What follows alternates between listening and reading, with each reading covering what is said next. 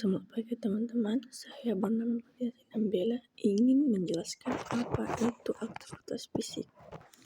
Aktivitas fisik sebagai setiap gerakan tubuh yang dihasilkan oleh otot, rongga yang memperluaskan pengeluaran energi.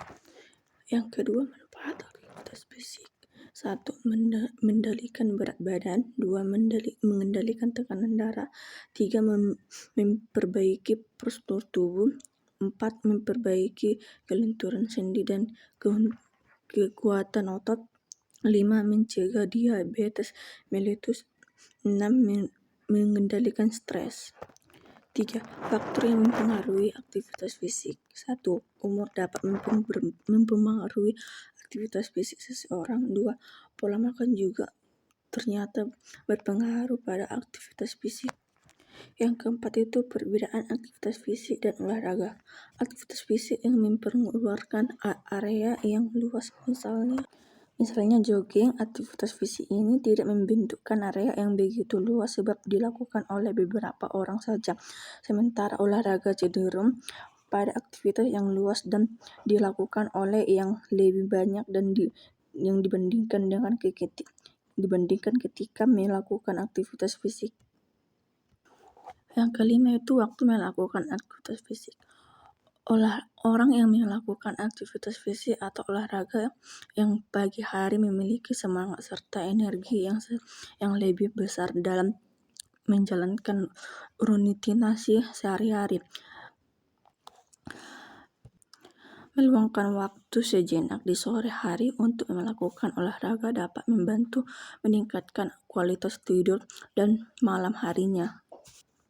Yang keenam itu jenis aktivitas fisik dan contoh. 1. Aktivitas ringan dapat dilakukan selama kurang dari 150 per minggu. 2. Aktivitas sedang dapat dilakukan sekitar 150 menit setiap minggunya. 3.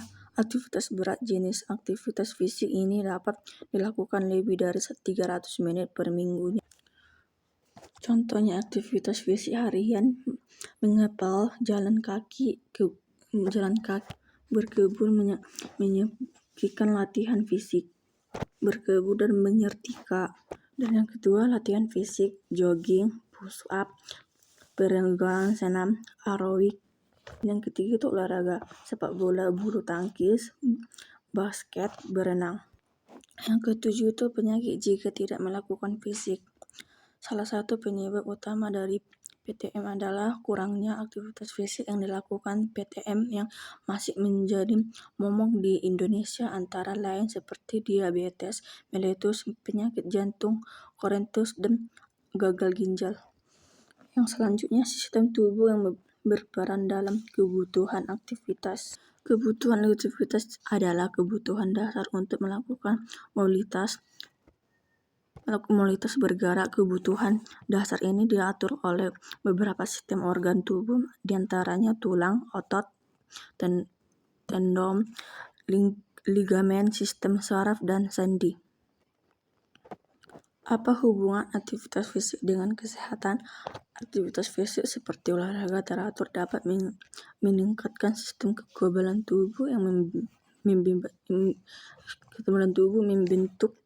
dan membantu melawan infeksi. Sel-sel kekebalan tubuh bekerja secara efektif dan meningkatkan aliran darah dan perdagangan serta memperkuat antibodi. Dan yang selanjutnya, dampak negatif kurangnya aktivitas fisik. Kurang melakukan aktivitas fisik akibatnya bisa ditebak dan menyebabkan kualitas fisik yang rendah sehingga mudah lebih dalam beraktivitas, mudah sakit pinggang hingga menjadi kurangnya produktif. Dan selanjutnya, aktivitas cocok untuk darah rendah. Jika kamu memiliki tekanan darah rendah, pilihan aktivitas sedang yang tidak melibatkan membengkung dan hak dengan cepat dan posisi tegak. Olahraga seperti yoga, jalan santai, dan berenang bisa jadi pilihan yang lain.